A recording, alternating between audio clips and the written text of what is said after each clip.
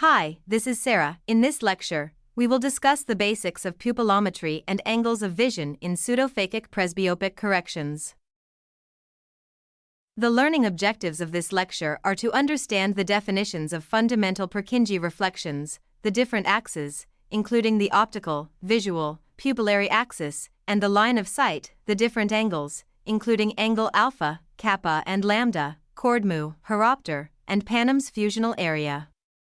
Moreover, we will analyze pupillometry and give real examples for the best understanding of the aforementioned definitions in clinical practice. To start with, let's discuss the fundamental reflections, the so-called Purkinje images. The Purkinje images are no other than reflections of light on the surfaces of the cornea and the lens.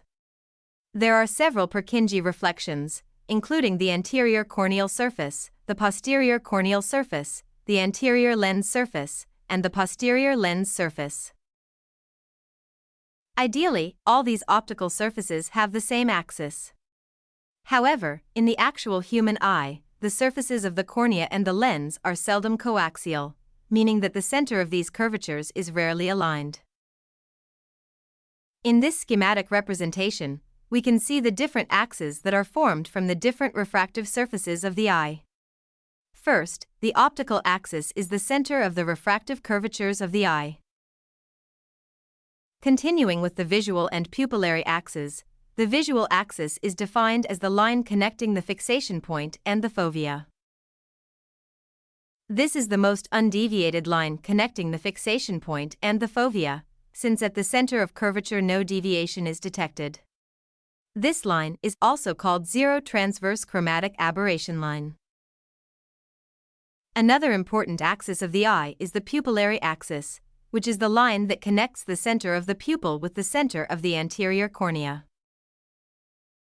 Another important line that we should know is the line of sight, which is the broken line that connects the fixation point and the foveola, and passes through the pupillary center after being deviated by all refractive media.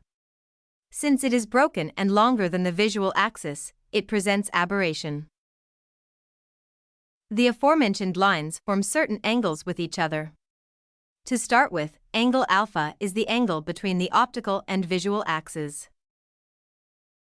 Angle kappa is the angle formed between the pupillary and visual axes. And angle lambda is the angle formed between the pupillary axis and the line of sight. Another element of the optic system is chord mu. Chord mu is a two-dimensional variable that denotes the difference between the center of the pupil from the sighted corneal light reflex. Now let's define astigmatism equilibrium. This term is defined as the sum of anterior and non-anterior astigmatism. Some additional terms that need to be analyzed are the horopter Panem's area. The horopter is a curved line in space at the exact same distance from the fovea, which ideally comprises the points in space where the vision is perfectly clear with stable refraction. The Panem's fusion area is the zone of fusion around the horopter where good visual clarity is achieved after the images are processed in the brain's cortex.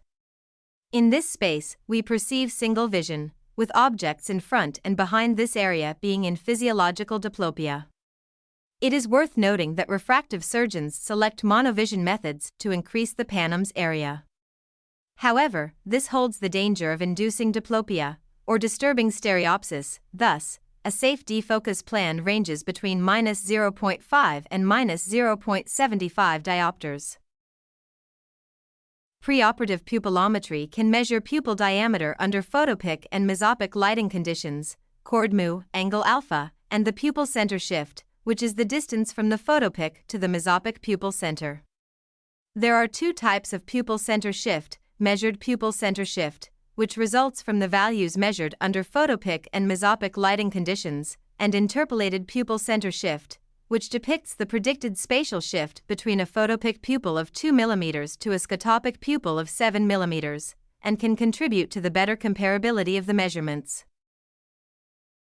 Pupil size, but also pupil position in relation to the near and distance zones of the lens, seem to affect the optical performance of the implanted multifocal IOLs in terms of visual acuity, optical aberration, diffraction, and retinal luminance.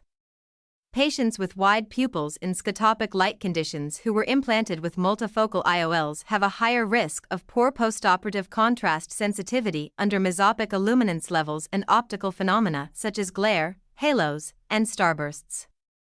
In fact, large pupil size is one of the most common causes of dissatisfaction and photic phenomena in patients with multifocal IOLs. Therefore, the pupillary size under photopic and mesopic light conditions before mydriasis must be determined preoperatively to minimize subjective postoperative side effects. Everyday clinical practice has shown that a mesopic pupil size smaller than 5 mm can minimize photic phenomena. In case of pupil size larger than 5 mm, the surgeon should discuss with the patient the risks for dysphotopic phenomena and decide whether to proceed with the multifocal IOL implantation or not, depending on the patient's visual needs and lifestyle. An alternative surgical solution could be proposed if multifocal IOLs are excluded. Nevertheless, in all cases regardless of the pupil size, patients should be informed about the possibility of the appearance of some optical phenomena which, however, may be reduced with time through the process of neuroadaptation. After the explanation of the definitions of the axes and angles in vision, we should discuss their application in clinical practice. Indeed, in pseudophakic presbyopic corrections with implantation of multifocal IOLs, the angle kappa should be taken into consideration, especially for hyperopic patients with a large angle kappa. It has been found that a large angle kappa is correlated with more glare and halos after the implantation of multifocal IOLs. This happens because when decent ration of multifocal IOLs is present, intraoperatively or postoperatively, which is more common in eyes with large angle kappa, the light rays pass through a multifocal ring instead of the central optic zone, resulting in glare and halos. Decent ration higher than 0.75 mm, regardless of IOL design, has shown both far and near visual function deterioration. Clinical practice and research have shown that the inclusion of patients with a cord mu lower than 0.5 mm, ideally lower than 0.3 mm, both in mesopic and photopic conditions of illumination can minimize the risk for multifocal IOL decent ration and postoperative photic phenomena. On the other hand, when cord mu is higher than 0.5 mm, multifocal IOLs should be avoided, and monofocal IOLs for binocular distance vision or monovision could be chosen. In clinical practice, cord mu lower than 0.4 mm is an approved limit. It has been found that not only the photopic angle kappa but also the pupil center shift is associated with dysphotopsia after multifocal IOL implantation. In the case of patients having a pupil center shift higher than 0.4 mm, surgeons should decide whether the optical zone of multifocal IOL should be centered on the photopic or mesopic scotopic pupil center. In fact, when interpolated pupil center shift is higher than 0.7 mm, the implantation of multifocal IOLs should be avoided and other types of IOLs should be preferred. In these photos, we can see 4 examples of pupillometry, in which we assess the pupil size in mesopic light conditions, the angle kappa, and the pupil center shift. In each case, these 3 pupillometry parameters are carefully characterized as approved or not, and taken into consideration to decide if a patient is a suitable candidate for multifocal IOL implantation. For example, in the intraoperative photo above, the optical center, the pupil center, and the visual axis are all very close to each other. This makes it easy to implant a trifocal intraocular lens that should be aligned with the visual axis, ideally using an image-guided system such as Virion or Callisto. On the other hand, as seen in the 2 photos below, the pupil is nasally shifted in comparison to the optical center of the cornea.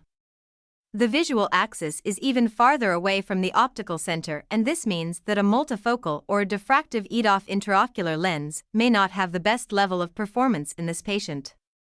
Indeed, in this patient, angle kappa is 0.7 mm at the lens plane, and this will likely pose an issue with a diffractive ring-based IOL. To summarize, in this lecture, we discussed the definitions of the angles of vision and pupillometry parameters, and analyzed how these parameters can be applied in clinical practice in pseudophakic presbyopic corrections. Specifically, angle kappa lower than 0.4 mm is an approved limit, while when pupil center shift is higher than 0.4 mm, surgeons should decide whether the optical zone of the multifocal IOL should be centered on the photopic or mesopic scotopic pupil center.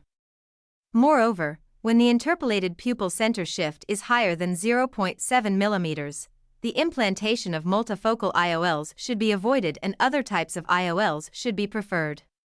Finally, if pupil size is higher than 5 mm, the surgeon should discuss with the patient the risks for dysphotopic phenomena and decide whether to proceed with the multifocal IOL implantation or not, depending on the patient's visual needs and lifestyle. On the next 2 slides, you can find a few references for further reading. Thank you for your attention. I hope you enjoyed this presentation on pupillometry and angles of vision in pseudophakic presbyopic corrections, and please don't forget to run the self-evaluation tests of the lecture.